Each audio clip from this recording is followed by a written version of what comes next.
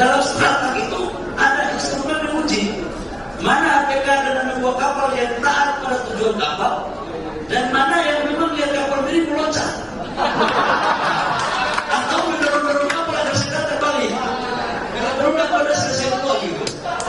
Cuman yang model satu ini kan sudah sering bermain di ombak-ombak itu. Jadi insya Allah ada no problem, nggak ada masalah.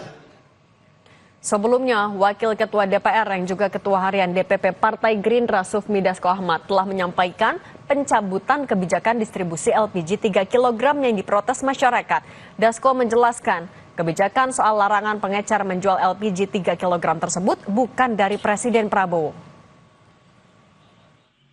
Setelah komunikasi dengan Presiden kemudian telah menginstruksikan kepada SDM untuk per hari ini mengaktifkan kembali pengecer-pengecer yang ada untuk berjualan seperti biasa, sambil kemudian pengecer-pengecer itu akan dijadikan sub daripada pangkalan. Ini bukan kebijakannya dari Presiden untuk kemudian melarang kemarin itu. Nah, tapi melihat situasi dan kondisi, tadi Presiden turun tangan untuk menginstruksikan agar para pengecer bisa dapat berjalan kembali, sambil kemudian pengecer itu dijadikan subpangkalan, administrasi segala macamnya bisa sambil berjalan saja, demikian.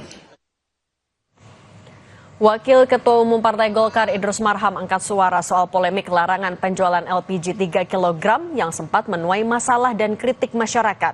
Idrus bilang sebagai Menteri ESDM, Bahlil Lahadalia yang juga Ketua Umum Partai Golkar bertanggung jawab pada polemik pelarangan penjualan LPG 3 kg dengan cara datang menemui rakyat. Kata Idrus, Menteri Bahlil tidak cuci tangan. Logika berjalan dong, Pak. Pak Bahlil tidak menghindari, hadapi masalah. Yang kedua, pada Pak Bahlil sebagai pemimpin tidak melempar tanggung jawab. Dia mengatakan saya tanggung jawab. Pak Bahlil karena masalah dari rakyat, Pak Bahlil tidak pergi kemana-mana tapi mendatangi rakyat. Itu biasanya kan melempar. Ya dalam arti cuci tangan. Pak Bahlil tidak cuci tangan.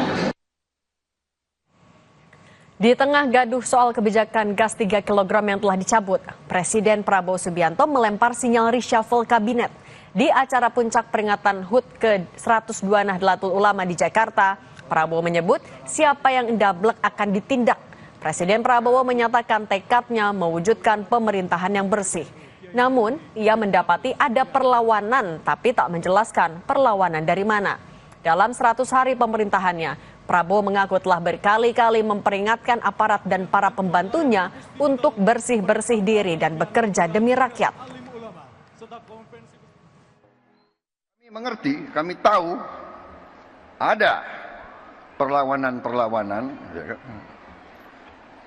100 hari pertama, ya saya sudah beri istilahnya peringatan berkali-kali. Sekarang, siapa yang bandel,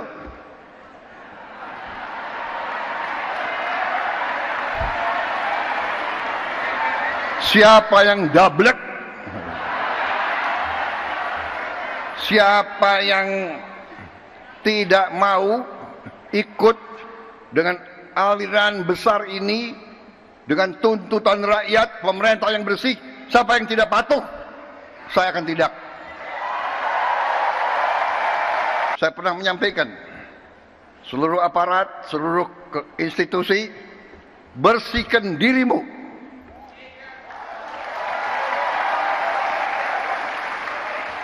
Sebelum kau dibersihkan.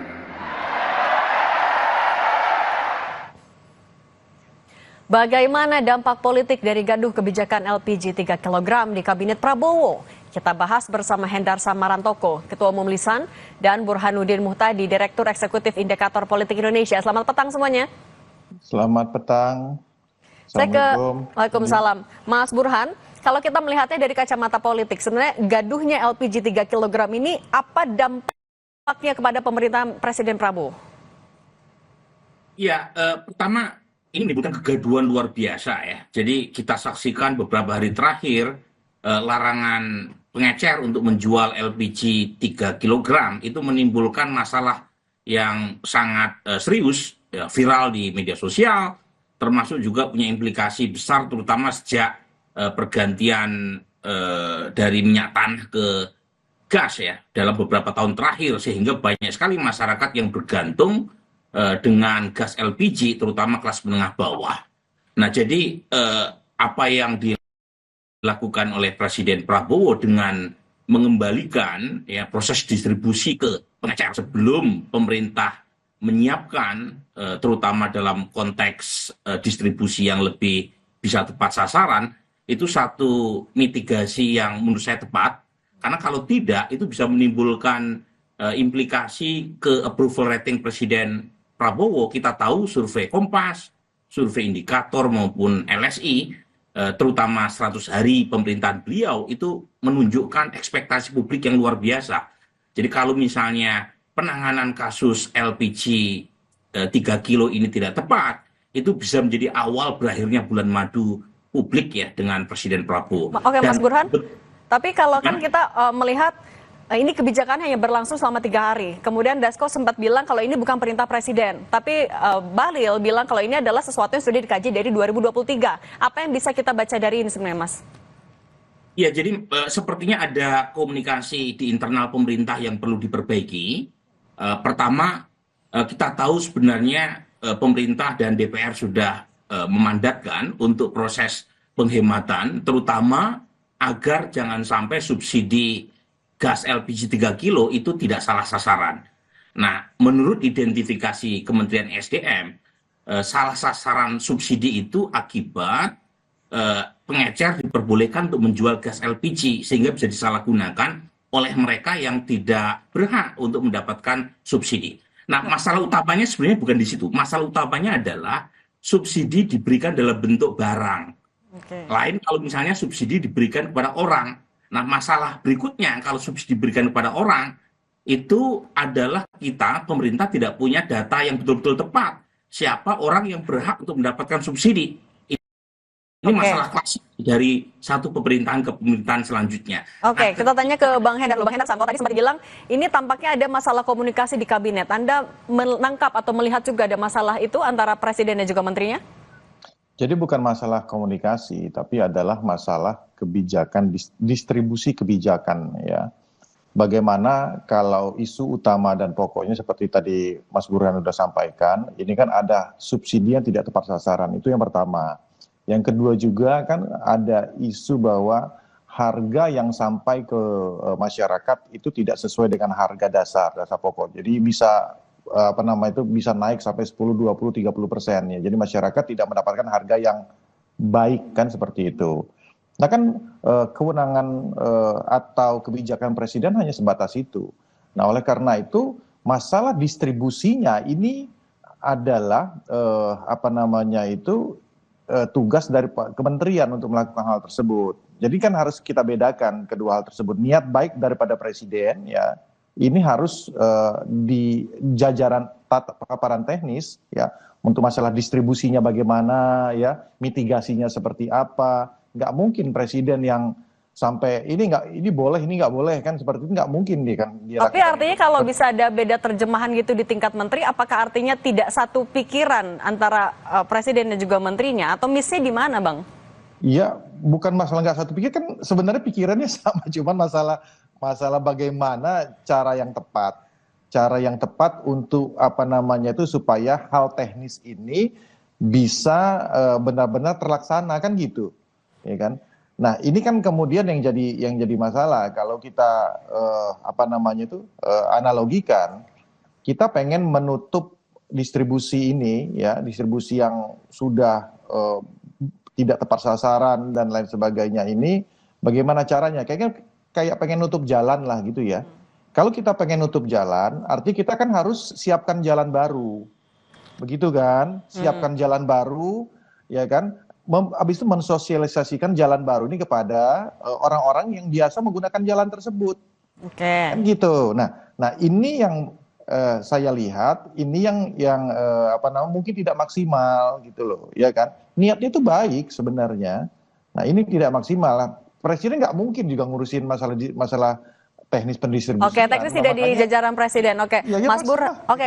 Oke, kita ke Mas Burhan dulu. Mas Burhan, tadi kan Pak Presiden sempat bilang kalau ada yang tidak seirama bisa saja sinyalnya adalah untuk dilakukan reshuffle. Apakah ini berkaitan kemudian dengan gaduh LPG 3 kg yang baru sekali itu terjadi? Ya kalau dari sisi timing, orang boleh saja mengaitkan statement Presiden Prabowo dalam acara Harlah NU dengan kegaduhan terkait dengan kebijakan LPG 3 kg. Tetapi lagi-lagi ada 3 hal saya kira yang menurut saya menjadi pertimbangan buat Presiden untuk melakukan bongkar pasang kabinet. Yang pertama adalah aspek kinerja. Nah, kinerja di sini adalah ukurannya jelas, performance. Dan mungkin tidak semua orang tahu, karena ada menteri yang performance-nya baik, tetapi, nah yang kedua, reputasinya buruk. Jadi itu yang berkaitan dengan image. Jadi ada good atau bad performance, ada good atau bad image. Ada yang image-nya baik, tetapi syarat teknokratik buruk. Ada juga seperti itu. Nah, tetapi ukuran yang terakhir yaitu backup politik. Nah, kalau ukurannya backup politik, saya kira Pak Bahlil sangat kuat. Karena bagaimanapun beliau adalah ketua umum Partai Golkar, partai terbesar dalam koalisi pendukung Pak Prabowo, bahkan kursinya lebih besar ketimbang Gerindra.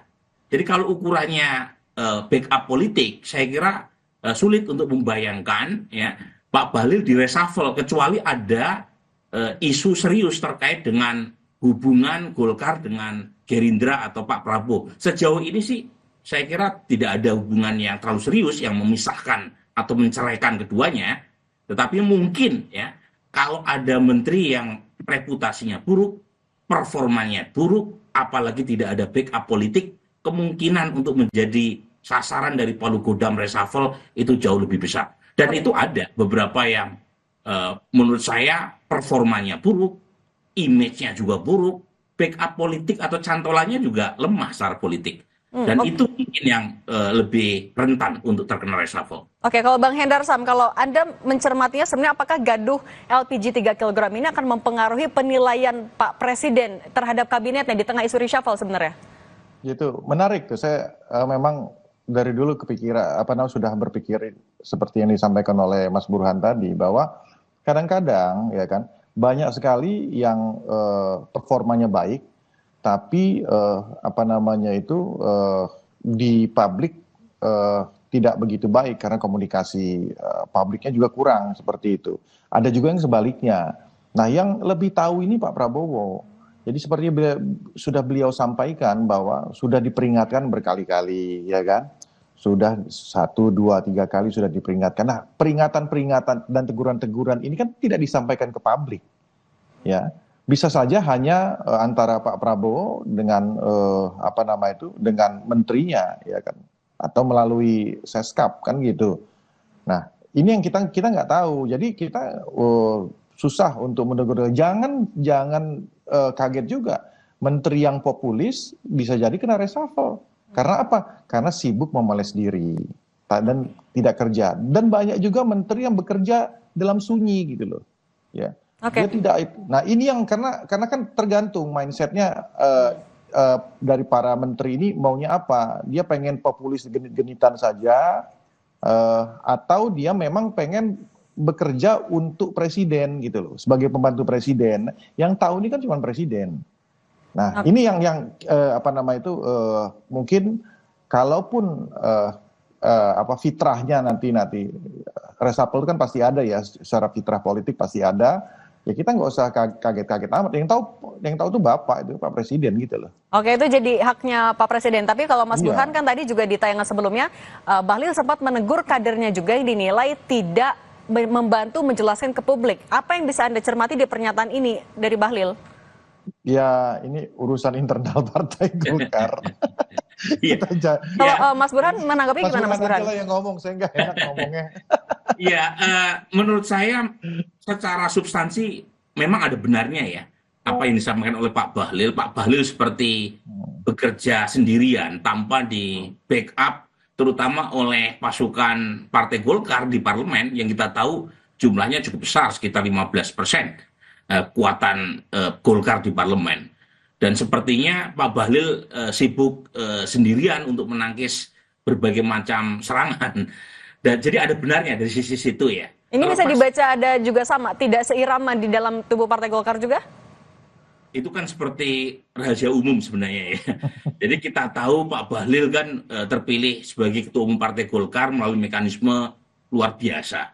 Dan tentu tidak bisa langsung mengharapkan dukungan solid dari dalam.